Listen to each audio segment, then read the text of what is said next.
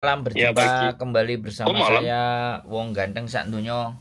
Mohon untuk Oh tidak iya iya. menyebutkan nama dan identitas dalam percakapan ini karena percakapan ini saya naikkan dalam konten YouTube. Oh gitu. Ya. Gimana Mas Bro? Ya saya mau tanya kalau misal kita kerja di Hong Kong atau di sana overstay lah ya.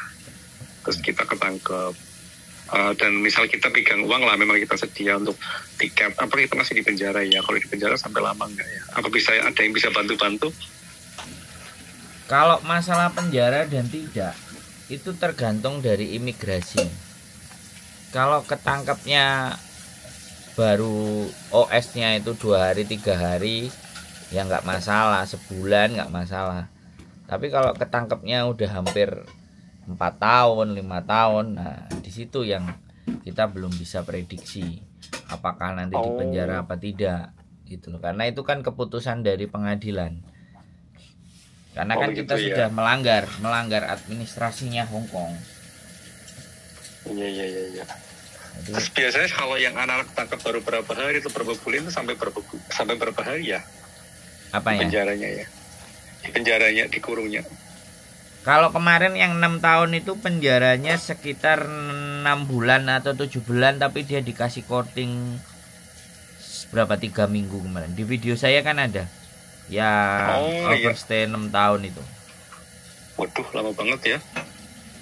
Iya, jadi kalau kalau makanya ya sekali lagi, kalau memang sudah memutuskan overstay, banyakin tabungan. Iya Banyakin iya paham ya. semuanya. Ya. Nah, jadi manfaatkan waktu yang di Hong Kong itu bukan untuk hura-hura atau buang-buang uang, tapi kumpulin sebanyak-banyaknya, karena kalau udah tertangkap, nah, kan kita sudah punya simpenan di Indonesia banyak kan kayak gitu.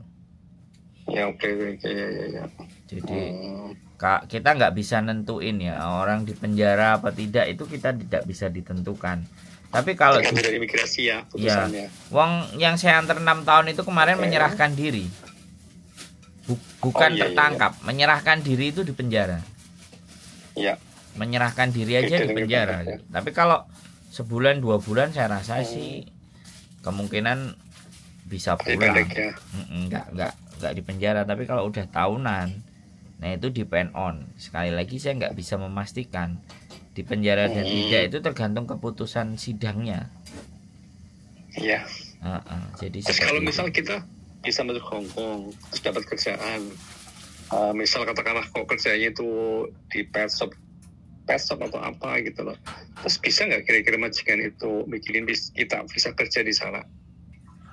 Nah, kalau persoalan visa kerja itu selama ada majikan yang mau, ya kan, majikan yang mau, kemudian kita berangkat ke Hong Kong kan, sampean bertanyanya kan kita berangkat ke Hong Kong dulu baru cari majikan, terus majikannya mau. Nah kalau majikannya mau ya kita diproses, tapi harus pulang Indonesia dulu, karena kalau itu yang pernah saya lakukan, saya itu masuk ke Hong Kong 2 minggu saya dapat majikan. Nah visa saya kan, visa itu pengurusannya 2 bulanan, 2 bulan sampai 3 bulan. Nah saya memutuskan untuk tidak pulang, tapi saya jutking atau extend melalui Macau dan melalui Shenzhen. Di bulan yang keempat visa saya tidak di approve. Jadi saya memutuskan untuk keluarnya nggak ke Indonesia, cuman extend, dan itu tidak di approve, dan itu terjadi pada diri saya sendiri. Jadi kalau sudah ada majikan mau tanda tangan ya sudah, silahkan pulang, tunggu visanya di Indonesia saja, biar visanya cepat turun, balik lagi ke Hong Kong udah bisa kerja. Jadi selama proses itu kita bisa keluar, bisa ke Bako atau kemana ya? Nggak bisa. Buktinya saya keluar kemana-mana ya tidak di approve. Sampean perhatikan saya ngomong nggak? Kalau sampean dapat majikan, ya silahkan setelah proses sampean pulang Indonesia, jangan keluar masuk. Kalau keluar masuk kayak saya, jatuhnya tidak di approve visanya. Oh ya, maksud ya. Terus di Indonesia harus lewat PT ya, sekarang kan sosialis ya, lewat PT begitu sih ya. Kalau dulu memang ada TKL yang masuk, sekarang kan susah ya langsung. Kata siapa Mas? Banyak sekali. Hong Kong sekarang udah banyak yang laki-laki masuk. Iya sih memang. Tapi ya pekerjaannya ya mau nggak mau akhirnya lewat belakang. Jadi ya sudah, kalau dia memutuskan untuk overstay, memutuskan untuk ngambil suaka, asilum, nah kayak gitu juga biasanya. Ya itu kan resiko masing-masing. Kalau saya sih nggak pernah menyarankan yang seperti itu. Ya tahu. Ya tapi kok ada sih yang terjadi itu di renovasi gedung begitu. Ya gelap-gelapan. Ya banyak Mas. Soalnya sekali lagi ya, Hong Kong itu pekerjaan yang cari orang, bukan orang cari pekerjaan. Ya. Tinggal kita itu punya kemampuannya bagaimana, kemampuan bahasa kita nyambung nggak gitu loh. Kalau bahasanya nyambung sama mereka, omong-omongan, dan kita bisa kerja dan mereka percaya, walaupun kita tidak punya dokumen, ya dokumen dianggapnya sudah bisa tinggal izinnya mati, yaitu malah mereka senang untuk menekan gajinya, nggak sesuai dengan gaji yang dia berikan, ya kan pengusahanya seneng kalau dapat tenaga kerja murah, tapi kerjaannya sama, kan begitu ceritanya. Ya bagaimana wong kita memang melanggar kok. Iya salah. Gitu. Tidak. Kalau di Indo sih Jakarta biasanya mereka tawarkan kerjaan itu Pak. Di Hongkong itu kayak cuci piring, kalau renovasi apartemen udah biasa lah. Masih ada penawaran job di di pet shop itu lah, jaga anjing. Ya jadinya temenku yang masuk di sana. Karena dokumennya belum siap, paspornya masih udah mau mati jadi sekali lagi ya, kalau ya, job itu nggak bayar, saya sih sepakat. Tapi kalau job itu disuruh bayar di depan, itu yang saya nggak suka. Iya. Itu yang tukang hapus tukang tipu-tipu selalu bayar di depan. Jadi daripada dibuat bayar, mereka kan mending berangkat sendiri. Toh pun hasilnya nanti juga sama. Di sininya bisa. Saya sih pernah masuk dulu Pak, memang ke Hong Kong 2 kali. Cuman karena dulu saya pernah ada teman di situ, agent di situ, perempuan gitu loh. Tapi sekarang udah nggak jarang kontak. Takut bisa masuk apa enggak. Kalau lewat jasa Jakarta sih sebenarnya ada jasa handle begitu. Cuma nanti kita biasanya bayar job sampai di Hong Kong itu kita bayar job begitu. Berapa lah temenku ada yang begitu. Pokoknya kalau kerjaannya nggak profesional, bayar kayak gitu ya pasti. Tapi kalau pekerjaan profesional kan nggak bayar.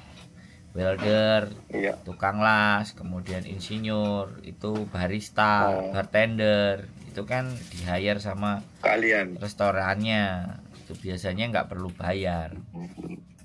Bayar visa itu cuman bayar visa itu kalau di Hong Kong 238 bro. Oh gitu ya. 230 itu cuma 400.000. Itu visa. Visa ya. Iya, kalau bayarnya 5 juta, 10 juta ya saya nggak ngerti itu agennya apa dan di mana. Tapi kalau visa resmi dari pemerintah itu imigrasi Hong Kong ya segitu 230. Itu untuk kelas yang, sekali lagi, untuk kelas visa yang domestic helper atau yang kalangan bawah. Tapi kalau yang untuk insinyur atau barista atau keahlian itu saya juga belum pernah mendengar orang visa. Tapi biasanya nggak terlalu jauh beda, sama aja visa. Oke. Kalau misal begini kira bisa nggak Pak apa boleh panggilnya? Misal kita kerja di Hong Kong. Bisa teruskan cuma 1 bulan ya. Sebelum 1 bulan itu kita keluar ke Mako, terus nanti masuk lagi, kira-kira bisa kasih waktu nggak? Misal kasih waktu 1 bulan lagi gitu nggak? Ya kan, sekali lagi apa yang Anda tanyakan itu depend on immigration, depend on officer. Sama nggak nonton video saya yang jadi turis nekat kerja di Hong Kong yang 2 tahun yang lalu yang saya upload. Jadi belum, ini baru buka-buka. Makanya sampean lihat video saya yang lama-lama punya. Yang lama itu saya nyeritain perjalanan saya di Hong Kong. Oh. Sampai 23 bulan saya bisa keluar masuk Hong Kong tanpa dideportasi. Nah, bulan yang ke-24 baru saya dideportasi. Ya itu semuanya tergantung. Kenapa? Caranya gimana itu? Makanya sampean lihat videonya. Kalau aku nanti buka-buka lagi yang lain. Nah, kalau aku nyeritain itu tak ceritain setengah hari mah ceritaku 23 bulan itu ndak habis. 1 hari 1 malam suntuk bikin cerita wayang iya ndak habis. Oh iya.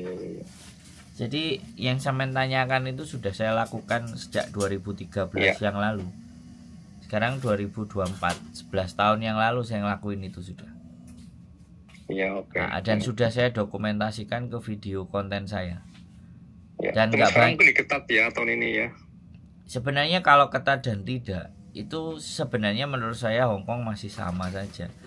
Cuman kadang-kadang yang membedakan kenapa dulu bisa bertahan dan sekarang teman-teman pada nggak bisa bertahan karena jalan pintas. Mereka nggak mau susah. Jadi kalau menurut saya begitu masuk ke Hong Kong kemudian ada pekerjaan, ya kan, terus disimpan. Habis disimpan ya sudah, waktu visa habis ya harus jutking. Jadi jutking 2 hari terus masuk lagi. Nah itu nggak semua orang bisa masuk dan keluarnya itu di pintu yang berbeda dan harus diselang-seling. Sekarang border di Hong Kong itu jauh lebih banyak dibandingkan saya dulu. Harusnya kalau bordernya lebih banyak kan, kalau kita mau mengamati dan kita mau melihat kan kita bisa keluarnya beda-beda. Keluar dan masuknya itu di border yang berbeda. Kalau memang mau pakai jalur yang itu ya sebaiknya di Indonesia daftar juga visa Cina. Jadi biar double-double. Kalau perlu visa Jepang juga sekalian. Jadi extendnya itu nggak main-main, extendnya langsung ke Cina. Extendnya langsung ke Jepang 2 minggu. Nah di Jepang 2 minggu juga cari kerjaan ya juga bisa. Cuman kadang-kadang kan cara mikirnya pendek-pendek aja. Kalau cara mikirnya pendek-pendek aja ya sudah. Saya mau ke Hong Kong itu saya risetnya 6 bulan, nggak langsung berangkat. Saya ngeriset Hong Kong itu sampai 6 bulan. Hong Kong itu seperti apa sih? Dulu ya. Hong Kong itu seperti apa? Dan di 6 bulan dan selama masuk 23 bulan itu saya tidak pernah tidur di hotel. Saya tidak pernah sekalipun tidur di hotel. Kenapa itu? Nggak aman atau karena nggak punya duit? Ya sayang duit saya. Kalau saya bisa tidur di taman dan bisa menghemat pengeluaran saya. Apa nggak dingin di taman? Ya itu bagian dari resiko. Ya risiko ya. Risiko yang saya ambil. Tapi kalau teman-teman sekarang dapat pekerjaannya dan gajinya bagus, ada duitnya, ya nggak apa-apa, silahkan sewa rumah yang 1.000. Saya dulu soalnya tidak menemukan data, tidak menemukan tempat persewaan, tidak menemukan sewa. Jadi saya mengambil pilihan di taman. Padahal sebenarnya di tempat sewa itu sebulan ada yang 1.000. Ada yang 2.000, 1.600, tapi ya sekali lagi nanti nggak ada patroli Pak kalau malam gitu di taman. Ya makanya kan kita cari tempat. Cari tempatnya yang memungkinkan tidak biasa dilewati sama satpamnya. Ya saya ya waktu di taman itu ya kalau udah jam 6 udah terang ya harus bergeser tidurnya. Gitu. Iya, kalau sudah jam 6 kan sudah patroli, mereka sudah keliling ngeliatin absen satpamnya. Kalau polisi masuk taman jarang. Kalau polisi, tapi ya nggak mesti juga sih. Sekali lagi, itu yang saya lakukan sih. Nah, saya bukan penteori, tapi saya jalanin sendiri. Nah, saya pernah jalan sendiri sampai ya bisa berjuang sampai hari ini. Ya maksud. Kalau Mako beda lagi nggak dibahas di sini, apa bisa dibahas di sini? Kalau dibahas saya mau tanya juga. Kalau Mako. Ya kalau di Mako saya juga dulu sering extend ke Mako, tapi saya tidak mencari pekerjaan di Mako. Mencari pekerjaan di Mako jauh lebih mudah sebenarnya kalau kita punya skill. Iya. Gajinya hampir sama dengan Hong Kong ya. Malah lebih banyak kalau pekerjaannya itu di apa namanya, di kasino. Oh. Apa? Pekerjaannya di company itu jauh lebih gede gajinya. Cuman kan skill kita kalau bagaimana? misal kita masuk dari Hong Kong terus ke Macau itu ilegal gimana, bahaya nggak di sana? Ya enggak lah. Di Macau itu siapapun orang bisa masuk karena di situ kan tempat judi. Oke, ya paham. Jadi kalau kita punya skill, sebenarnya sebelum berangkat kita itu bisa browsing, Mas. Pekerjaan di Macau, di company resmi. Nah, kita bisa bahasanya apa? Mandarin, Kantonis, apa bahasa Inggris. Kalau ternyata kita bahasanya mumpuni, ya udah kita kirim aja lamaran ke mereka melalui web. Mereka balesin, mereka cocok, tampilan kita good looking, mereka terima, ya mereka urusin visa kita, malah kerja. Di Bali itu banyak sekali anak-anak Bali yang kerja di Macau jadi chef. Banyak sekali dari Bali, dari hotel-hotel di Bali kan ada kerjasama sama Macau. Maka beberapa orang ada yang sempat kerja di Macau yang punya keahlian. Jadi itu yang potensi lebih besar untuk bisa mendapatkan pekerjaan di Macau. Dan Macau lebih rileks, lebih santai. Tapi kerjanya ya sama aja. Maksudnya menurut saya lingkungan di Macau itu lebih bebas. Soalnya tempat overstay nggak masalah. Ada waktunya juga 1 bulan begitu, terus kita overstay nggak terlalu aman ya. Kalau berbicara tentang overstay dan tidak masalah atau tidak, semua overstay itu bermasalah sebenarnya. Karena ketika kita overstay itu banyak hak-hak yang nggak bisa kita dapetin, termasuk kalau sakit, termasuk kalau meninggal, termasuk kalau kita sudah nggak kuat bekerja. Jadi overstay itu pilihan-pilihan yang saya tidak bisa menganjurkan apapun itu ceritanya. Tapi kalau overstay-nya di Jepang menurut saya lebih enak daripada overstay di Hong Kong ataupun di Macau. Overstay di Eropa lebih enak lagi. Iya Pak. Ya karena di sini kan ada temanku yang kalau Hong Kong saya sih bisa masuk, cuman kerjaan di sini begitu overstay kan kita mikir resiko juga Pak, seperti yang Pak Bro bilang begitu. Terus temanku ada yang nyaranin di Eropa, cuman Eropa memang udara dinginnya luar biasa, udah dingin kita nggak bisa kerja kan, banyak waktu nganggur mungkin untuk kita harus cari bekal untuk musim dingin, musim salju terutama lah. Kalau dingin sih masih mending lah, kayak di Hong Kong masih bisa diatasin lah. Kalau musim salju kan nggak semua orang kuat biasanya begitu, nggak ada kerjaan juga biasanya. Yang namanya merantau itu ya berjuang dulu. Namanya merantau ya saya juga 23 bulan hampir 2 tahun itu ya perjuangan yang harus saya lewati.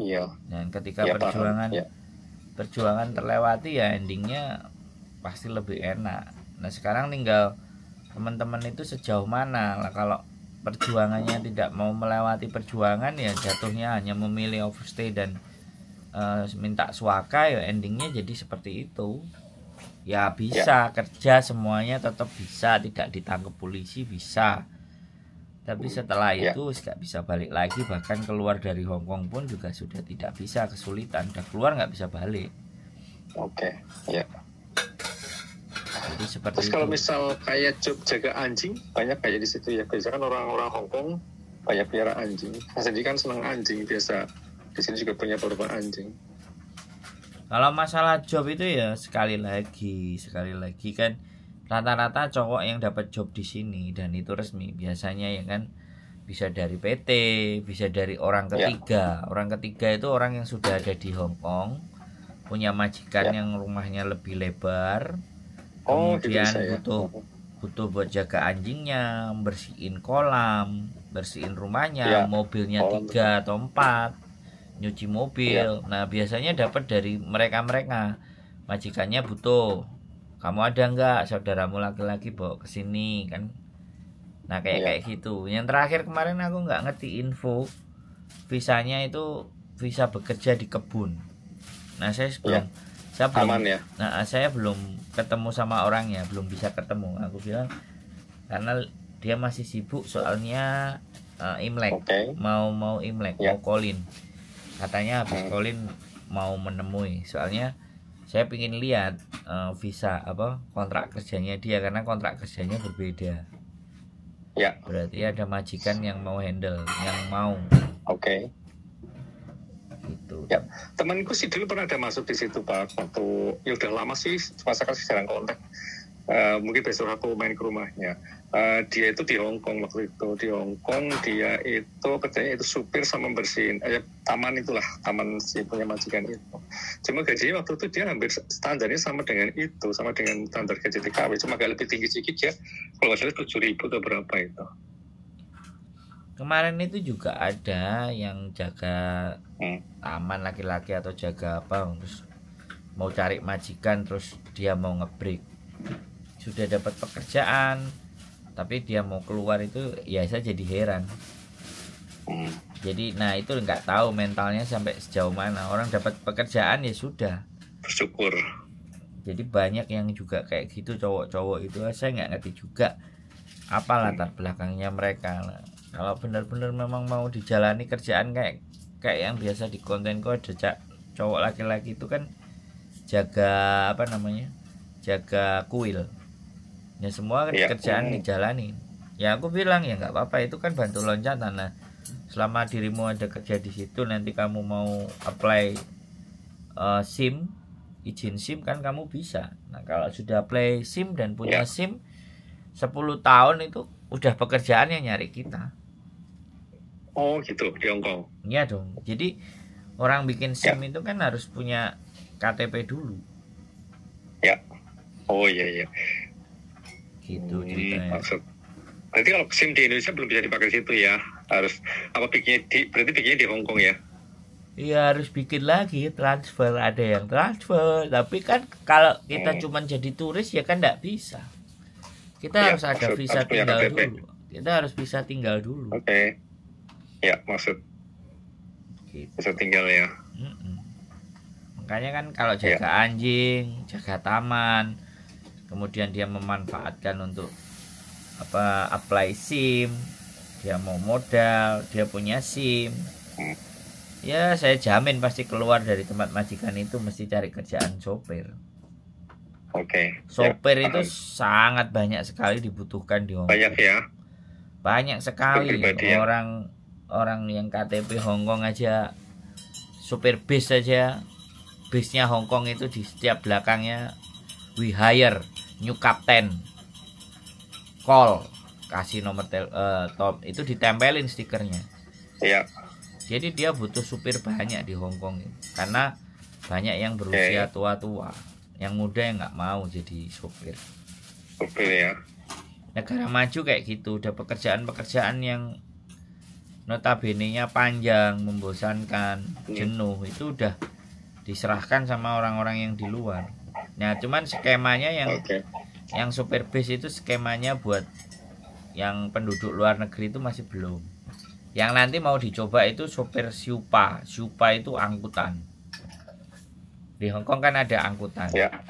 Ada angkutan yang sekitar 16 orang satu mobilnya. Nah itu kita lagi nunggu skemanya. Skemanya yang dari luar bagaimana, seperti apa. Gajinya 16.000 Hong Kong dolar.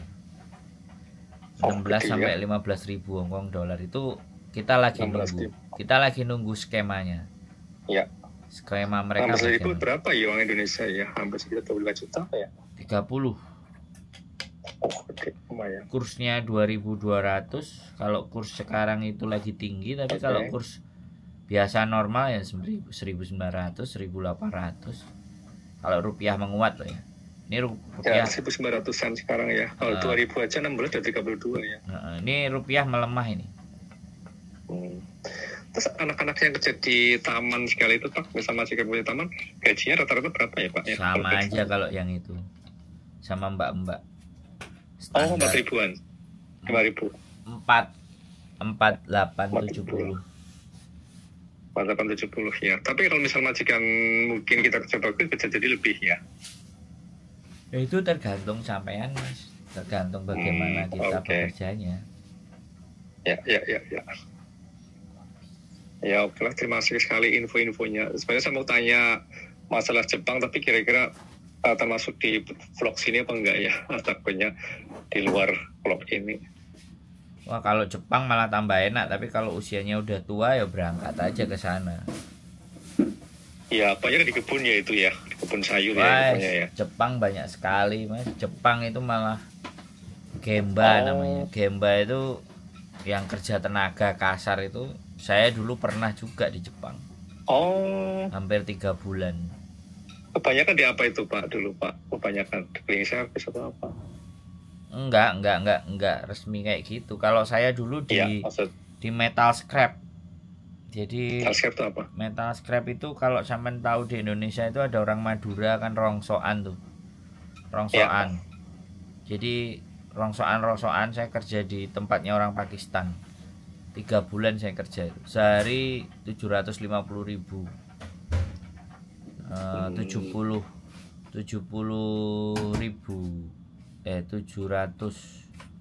70.000 yen apa? 7 juta itu. 700 pokoknya tak hitung satu hari itu saya dapat 750.000. Oh, tinggi sekali. Misal 750.000 satu hari, sebulan 7 hari 7 juta, 21 jutaan. Nah ya itu saya pernah 3 bulan dan dapat. Tapi tinggalnya kontrak. Saya dapat 45 juta. Saya tinggal di situ. Oh. Dan sekarang pun itu. Nah, dan sekarang pun sebenarnya orangnya masih hubungan dengan saya welcome, ya. Suruh nyariin anak buat jagain di sana. Cuman ya saya kan udah stay di Itu kerjanya milih-milihin rongsok apa? Iya. Itu kayak barang bekas apa? Oh, cuma jagain milih-milihin ya? Iya, pokoknya dipilain. Terus ada juga yang karatan, bagaimana ngilangin karatnya. Terus ngangkutin ke truk.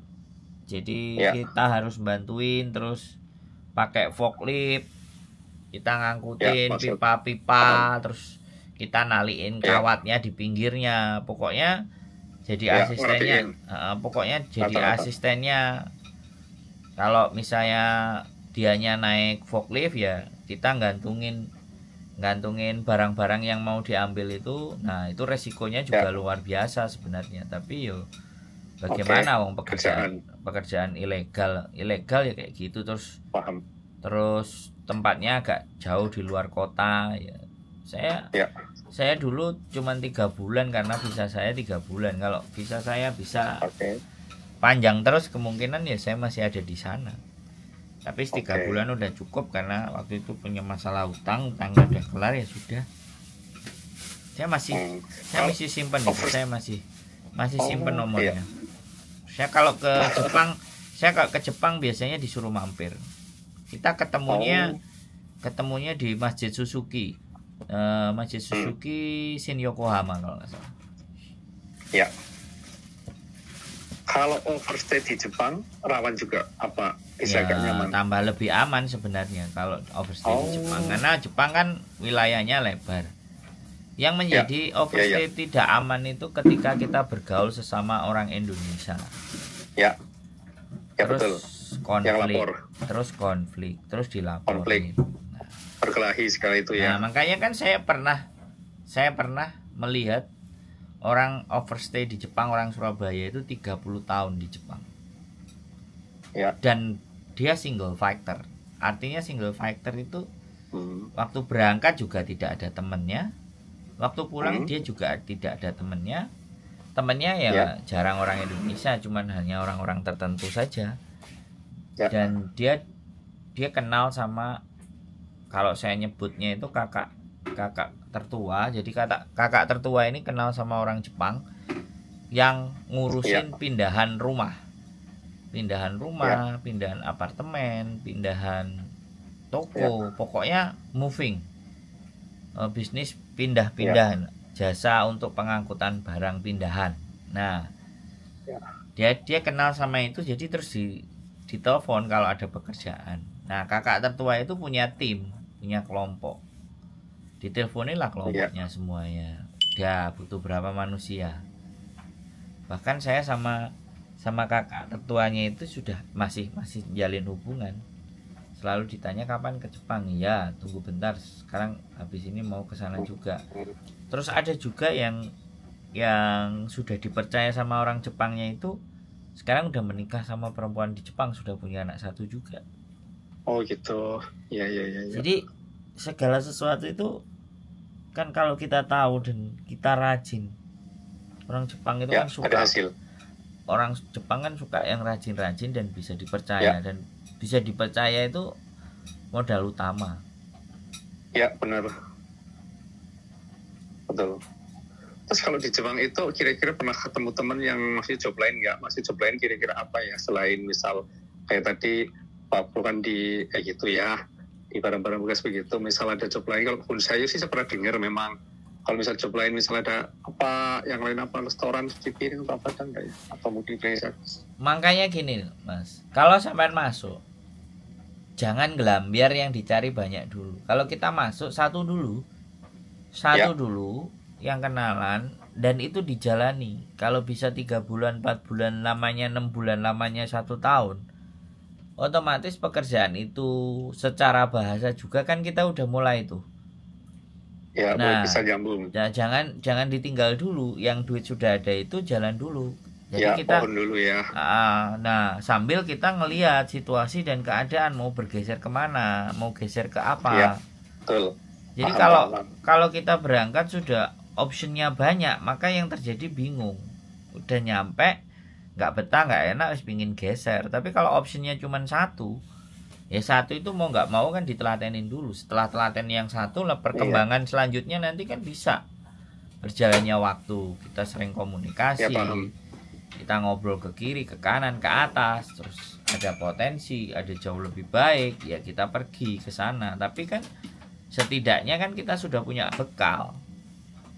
Nah kadang-kadang teman-teman itu kayak gitu. Nah untuk nyari bekal yang pertama aja kadang-kadang belum bisa kecapai. Saya satu anak di Hong Kong itu pas saya pulang ke Indonesia dia ketemu di rumah. Dianya di Ponorogo, rumah saya di Kediri, rumahnya istri di tempatnya mertua. Dia nyamperin, terus di situ 2-3 hari dia belajar, nginep, bagaimana. Aku bilang bawa kertas, bawa pulpen. Ya sekarang udah tinggal di Hong Kong dia. Tapi ya itu pakai pakai swaka, dan dia udah bisa cari-cari pekerjaan, sudah nggak lontang-lantung, jadi selalu ada jobnya. Dan dia bawa uang cuma 12 juta dan itu nggak habis semua dan masih ada, dan sekarang sudah bisa balik uangnya segitu. Modalnya masih utuh, malah dia bisa balik. Tapi sekali lagi posisinya kan dia tidak mempertahankan visanya. Jadi visanya juga overstay. Visanya juga paper, kertas. Paper itu apa ya, sebelum tahu? Suaka. Oh, suaka. Ya, asilum. Iya, maksud. Asilum, suata, minka, suaka. Ya. Pak mau tanya, kalau di Jepang itu kan ada musim, kalau di Hong Kong kan paling cuma 2 lah ya, dingin biasa sama panas ya. Kalau di Hong Kong lah ya, masih kayak Indonesia lah ya, cuma bedanya di dingin. Kalau di Hong Kong musim salju ada ya sampai berapa bulan ya? Ada musim salju misal 3 bulan. Nanti musim dingin juga ada lagi 3 bulan gitu. Soalnya aku kalau dingin yang sampai 5 derajat dan badannya nggak kuat gitu. Kalau musim dingin biasa masih mending lah, kalau musim salju takutnya nggak kuat gitu. Gimana itu? Musim dinginnya berapa bulan, salju ada lagi juga ya? Ya kalau di Jepang di Malaysia, di Jepang sorry. Ya di Jepang ya begitu. Ya kalau nggak kuat dengan tantangan musim dingin ya bagaimanapun ya nggak usah berani ke Jepang. Iya, memang susah begitu. Itu tantangan alam yang memang harus dihadapin. Dijalanin, nggak bisa dirubah. Iya, kalau di Jepang ya mau nggak mau ini aja, saya nanti bulan Maret mau ke Sapporo, mau ke Hokkaido, mau nanyain pekerjaan di sana. Karena ada LPK sama ada LPK yang mau kerjasama dan mau bikin agensi di Jepang. Ya. Nanti ke Sapporo. Berarti sama musim Hokkaido. salju juga 3 bulan Pak di sana. Kalau salju biasanya sih di Jepang Ya. itu antara Desember sampai Maret, Desember atau Ya, sampai oke. Februari. Terus habis itu musim apa? Dingin. Gugur. Apa dingin sama salju sama? Gugur semi. Gugur. Musim gugur. Musim semi. Suhunya sih nyaman ya. Gugur ya. semi terus panas lagi. Oh, habis panas salju lagi. Iya. Oh, berarti salju sama dingin jadi satu itu ya? Ya, salju sama dingin sama kan karena dingin. Oh, ya paham. Tak pikir ada salju ada dingin sendiri begitu. Tapi di Jepang yang bagian selatan kan ada nggak turun salju juga. Oh iya. Misalkan Indonesia ya yang dingin banget di daerah Jawa Barat masih daerah tetap. Okinawa yang daerah selatan. Selatan itu kan sudah hampir mirip kayak Asia. Ya dingin aja. Nggak sampai salju. Begitu ya. Iya. Ya coba untuk jadi pertimbangan sebelum berangkat itu harus pertimbangan matang-matang, jangan sampai di sana kita komplain atau apa gitu lah. Harus siap terima padanya begitu, apalagi yang namanya alam. Ya itulah, merantau itu harus punya modal. Ya. Modal. Dulu pernah sih memang di Taiwan Pak, saya pernah di Taiwan 3 tahun ya dikuat-kuatin, paling cuma musim dinginnya aja kan, namanya musim dingin ya kita harus gimana lagi adanya begitu. Tapi Taiwan nggak ada salju sih. Jadi, makanya sampean kalau sudah ada bahasa Mandarin kan mending sampean googling websitenya perusahaan di Macau. Padahal dikit-dikit, malah bahasa Inggris sedikit bisa sih, agak bisa lumayan lah. Ya, dan speak English little. Makanya sampean googling aja di web, di Google pekerjaan di Macau company itu. Oh. Itu di Macau ya. Lumayan ya. Itu. Ya coba. Itu nyari di Google apa di itu Pak? Nggak paham yang begini sih. Apa di YouTube? Di Google. Kalau bisa saya nyari Macau kerjaan jaga anjing begitu. Bisa biasa saya senang anjing. Di Google Play ya. Aja. Bukan, di Play Store bukan? Enggak, ya di Google aja, ya di Google Chrome aja cari job di Macau, tapi hati-hati ya kan. Kalau ada yang suruh bayar di depan itu pasti. Oh, ya berarti kita hanya bayar paling tiketing sama itu ya buat apa? Nginep di sana hotel. Ya tergantung, makanya kan sampean kalau dapat job dari company, ya semuanya kan pasti diurus sama mereka. Ya, oke. Gitu loh. Kalau sampean berangkat sendiri ya udah di tiket aja PP. Nyampe Macau keliling-keliling. Gitu. Iya. Kayak kan zaman sekarang kan zaman internet.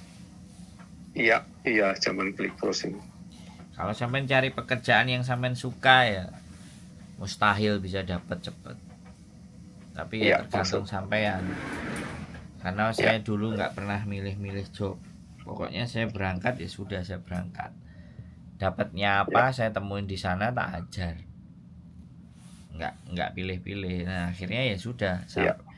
Nah sudah sampai sekian di hari ini baru saya merasa baru boleh bisa milih pekerjaan. Iya, maksud. Kan seperti itu. Iya. Tapi kalau jaga anjing sih kelihatannya sih pelihara lah kan. Majikan banyak yang punya anjing. Kadang ada yang punya banyak, ada yang mungkin sampai 4 atau berapa. Ya saya agak banyak ya. Agak lumayan lah, mungkin cuma aku belum browsing. Ya silakan di browsing aja. Jadi. Ya, coba lihat dulu. Iya, jadi sekali lagi kan, kalau nyari kerjaan yang kita sukai, ya selamat berburu. Susah. Ya nggak selamat berburu, tetap ada, tapi ya nggak tahu berangkatnya kapan. Ya, maksud. Terus kalau dari Indonesia ke Macau, langsung dari Jakarta bisa ya? Nggak perlu, misal kita harus transit di mana, Hongkong sekarang ada ya mungkin? Ya terserah. Kalau langsung ke Macau ya silahkan. Mau ke Hongkong dulu, mau ke Macau silahkan. Nggak ada masalah. Traveloka itu banyak. Sampai tinggal googling aja di Traveloka. Tiketnya murah-murah. Ya makasih banyak Pak Bro. Nanti kapan-kapan saya kontak lagi, nggak apa-apa ya. Oke. Dan maaf ganggu waktunya banget, pengalamannya sangat berharga. Siap. sepegang-pegang benar itu semuanya. Soalnya prinsip saya sih belum melangkah ke sana, kita harus tahu banyak semuanya itu dulu. Jadi kita bisa ambil keputusan yang nanti nggak minta pulang atau salah atau disesali gitu.